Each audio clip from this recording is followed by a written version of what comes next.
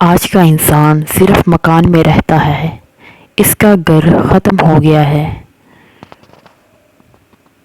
انسان اپنی حالت کو بہتر بنانے کے لیے جب پریشان ہوتا ہے تو حالت بہتر بنانے کی صلاحیت سلب ہو جاتی ہے۔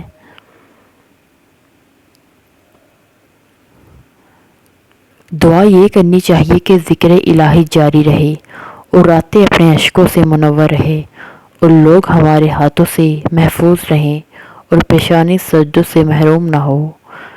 مومن وہ نہیں جسے بائی مدد کے لیے پکارے اور وہ اسے قرآن سنانا شروع کر دے۔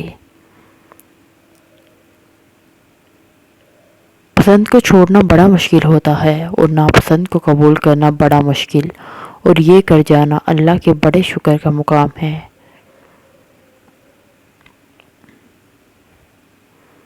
چونٹی صبح سے شام تک محنت کرتی ہے اور اس کی کامیابی یہ ہے کہ خاک راہ سے رزق مل جائے۔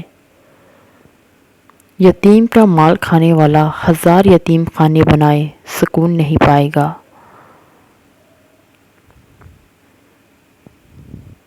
وہ نیکی بڑی معتبر ہے جس کا رب کے سوا کوئی گواہ نہ ہو۔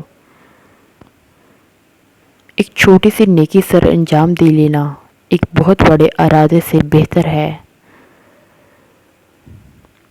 رسول صلی اللہ علیہ وآلہ وسلم نے فرمایا 4 چیزیں آپ کو ختم کر دیتی ہے: پریشانی، غم، بھوک اور دیر سے سونا۔ چھوٹے آدمی کو چھوٹا نہ سمجھو، بڑا آدمی بڑا نہ رہے گا۔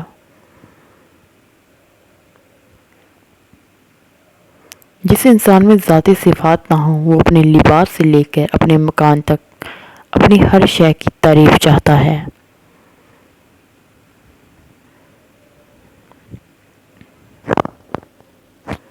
نیند کو عبادت بنانے کا آسان طریقہ یہ ہے کہ آپ باوضو ہو کر سو جایا کریں۔